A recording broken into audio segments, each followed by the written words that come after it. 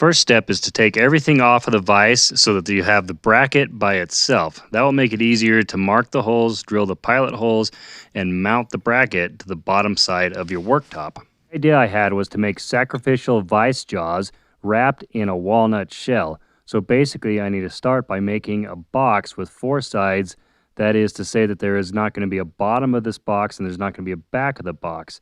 And this will wrap around a 2x8 cut down to size to fit this vise jaw. Unfortunately for me, almost every single one of these cuts is going to be a 45-degree angle. Also, I don't have a table saw, so I'm going to be doing it the hard way.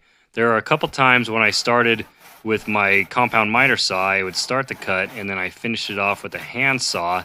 At one point, I found that it was pretty handy to make a 45-degree cut on some bare lumber I had lying around and use that as a sort of fence to guide the saw and keep it at a 45-degree angle.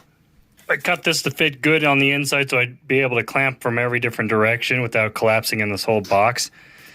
So here we go.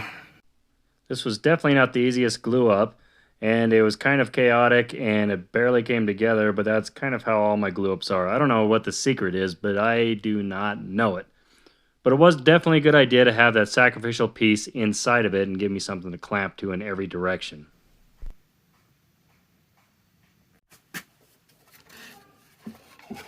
That was lucky. Got this sanded just a bit. Now the next step is to drill 3 holes. These 2 small ones for the guide rails and the big one for the screw. Whoops.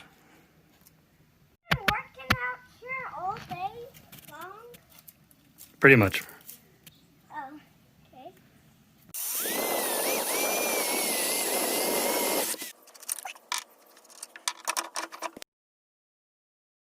So currently it doesn't close evenly. You can see that it's pretty obvious. So what the problem is that this hole, because I don't have a drill press, is drilled kind of off. So I need to take this off and then wallow out this side of the hole, and that'll make it so that this guide rail can go straight. I got the hardwood wallowed out, but I need to wallow out this sacrificial board in the back. Well, that's not very flat, so with a couple of passes with the plane, I was able to get that a lot closer. Did some fine tuning on the screw, and then we're set. I deliberately installed this so it's sticking out a little bit, so I have a little lip to set my work pieces on so it doesn't get greasy. Anyways, now I need to router out a channel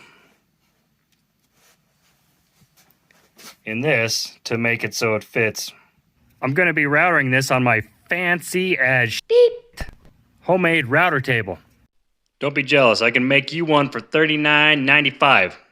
3 payments. Yeah, it works. Ha, I knew it'd work.